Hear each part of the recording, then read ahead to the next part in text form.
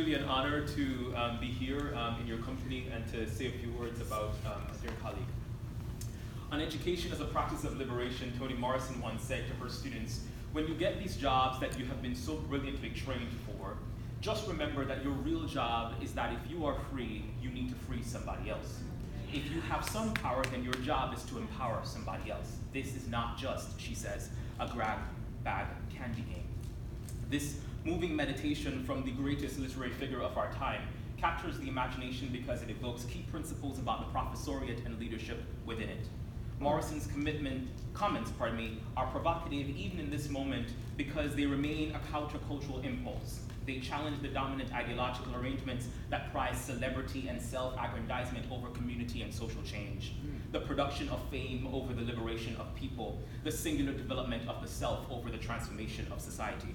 Morrison reminds us that it is through transforming lives that we change the world. This is our right and our responsibility.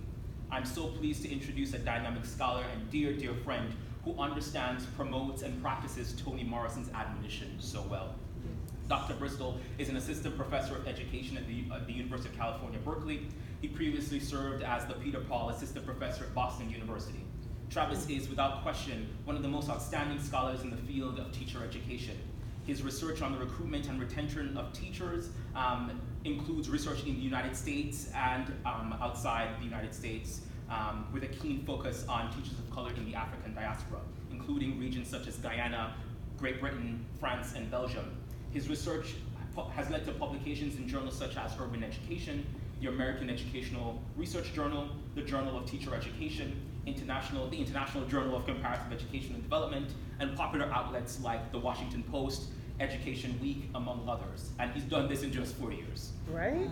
A former public school teacher in New York City, teacher educator for Boston Public Schools, and a research and policy fellow at Stanford University's Center for Opportunity Policy in Education, and a policy analyst with the OECD in France and consultant with the World Bank in Guyana.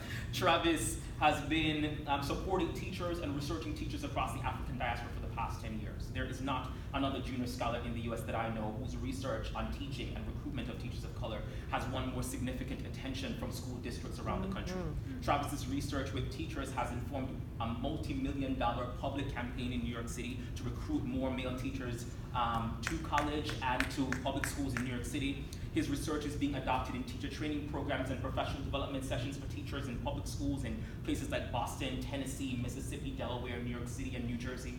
Additionally, his research on teaching has significant policy implications for state and district departments of education, for advancing recommendations for differentiated teacher training, and for frequent, targeted, on-site professional development opportunities for early career teachers as a retention strategy.